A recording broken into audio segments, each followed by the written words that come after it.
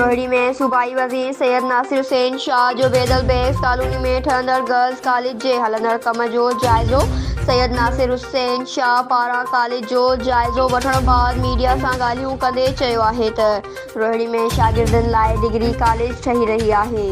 हलंदड़ साल ई कमु पूरो कयो वेंदो। रोहिणीअ में केटल कॉलोनी बि मंज़ूर थियल आहे। नासिर हुसैन शाह इमरान हुकूमत ते तनक़ीद कंदे चयो त इमरान ख़ान जंहिं शइ जो नोटिस वरितो आहे उन्हनि जूं क़ीमतूं वधी वियूं आहिनि। हू को सुठो ऐलान कंदा त वेलकम कंदासीं, पर हुननि मां सुठे ऐलान जी उमेद घटि आहे। उन्हनि जी ग़लति पॉलिसियुनि जे करे माण्हू मानीअ लाइ परेशान आहिनि। जेको उन्हनि नौकिरियुनि ऐं घरनि ॾियण जो ख़्वाबु ॾेखारियो उहो पूरो नाहे थियो। हुननि पोइ हुकूमतुनि खां बि वधीक कर्ज़ो वरितो आहे। हुननि जा वज़ीर कूड़ ॻाल्हाए रहिया आहिनि। अटो ऐं खंडु पूरे मुल्क में महांगो आहे। सिंध हुकूमत जो को बि कसूर नाहे।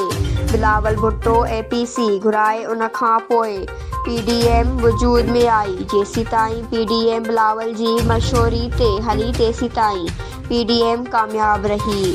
News Sindh express news Rohini.